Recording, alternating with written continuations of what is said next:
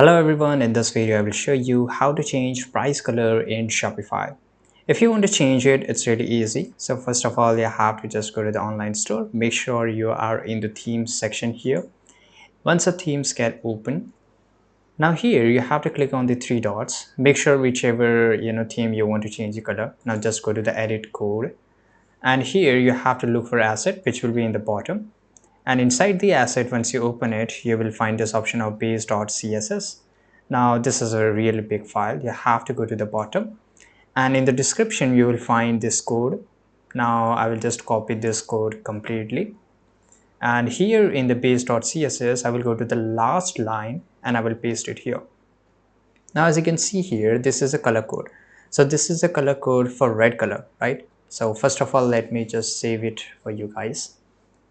And now come back to my here website store, and as you can see here, the color has been changed. So this is for the red color, this is for the blue color. So if you want to change the color, I have gave you the option to change the color. So this is a blue color. And now how you will get this color code, it's really easy. You have to just go to Google, look for color picker, right? And for example, you want this green color, right? For the green color, you will see there's a code, right? Every color has a code. In fact, every gradient has a code. Copy this code here, go back to your editor section. I will just select this and I will paste a new code, right? And I will save it for you guys.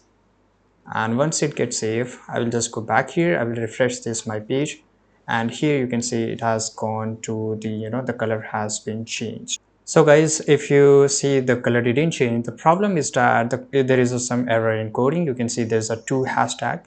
So we will just erase one of the hashtag here, and then we will just go and click on save here once again, and we will refresh this page once again here. Now you can see the color has been changed. So make sure you don't do this error just like me. Make sure you be careful there, and you can change the color whenever you want. I hope you found this video very useful. Subscribe.